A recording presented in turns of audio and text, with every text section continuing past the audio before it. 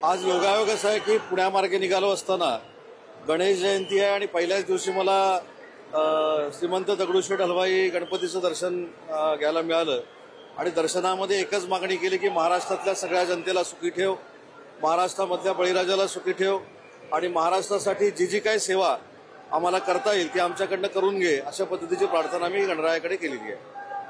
जरांगे यांनी पुण्यात आंदोलन सुरू केलेले आहे. मुंबईच्या दिशेने तुम्ही भेट घेणार आहे अशी माहिती तुम्ही आणि राधाकृष्ण. नाही, मी देखील आपल्याच माध्यमातून बघितलं की मी त्यांची भेट घेणार आहे. पण मला असं वाटतं की मनोज जरांगे पाटलांनी जे आंदोलन केलेलं आहे त्याच्या पार्श्वभूमीवर पूर्वीचे आंदोलन झालं होतं, त्याच्यातल्या अनेक मागण्या माननीय तत्कालीन मुख्यमंत्री एकनाथ शिंदे साहेबांनी पूर्ण केलेल्या आहेत. देवेंद्रजी देखील मराठा समाजाला न्याय देण्यासाठी त्यांच्या नेतृत्वाखाली आम्ही आज काम करतोय.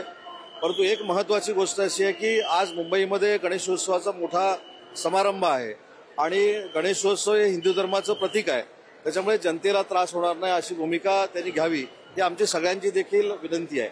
आता काल उपसमितीची बैठक झाली, त्या समितीमध्ये मी देखील आहे. त्यांची जी मागणी होती की शिंदे समितीला 6 महिन्याची मुदतवाढ द्यावी, त्यामध्ये देखील आम्ही निर्णय घेतलेला आहे.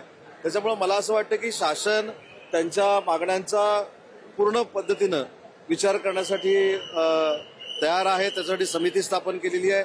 जे जे आम्हाला शक्य आहे ते मराठा समाजासाठी आम्ही करणार आहोत आणि 10% आरक्षण जे आहे ते माननीय एकनाथ शिंदे साहेबांनी देऊन दाखवलेलं आहे मराठा समाजाला.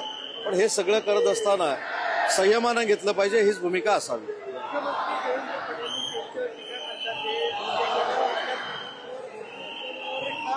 देवेंद्र फडणवीस साहेब हे राज्याचे मुख्यमंत्री आहेत.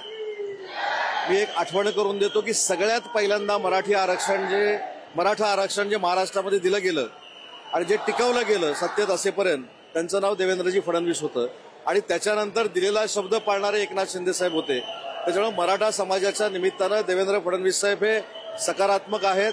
त्याच्यामुळं देवेंद्रजी हे राज्याचे मुख्यमंत्री असताना त्यांच्याबद्दल वाईट भाषेमध्ये बोलणं हे योग्य आहे असं मला वाटत नाही. मी जरांगे पाटलांची भेट घेणार आहे आपल्याकडनंच मला कळलेलं आहे, पण आपल्याकडनंच मला कळलं, अजून मी ठरवलेलं नाहीये.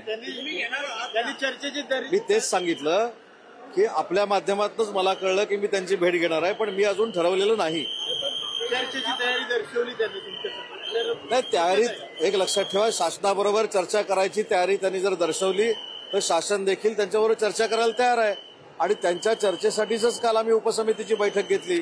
6 महिन्याची शिंदे समितीला आम्ही मुदतवाढ दिलेली आहे. त्याच्यामुळे त्यांनी देखील कोणाबद्दलही गैरसमज करून घेऊ नये आणि मला असं वाटतं की संयमानं या सगळ्या गोष्टी मनोजजींनी हाताळल्या पाहिजेत असं माझं वैयक्तिक मत आहे.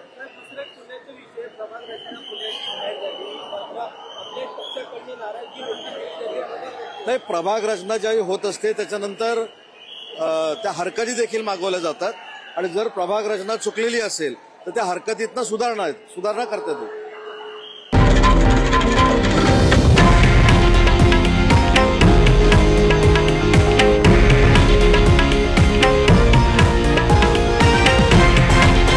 हे आहे देशातील नंबर 1 न्यूज नेटवर्क आणि आपण पाहत आहात TV9 मराठी, एकमेव.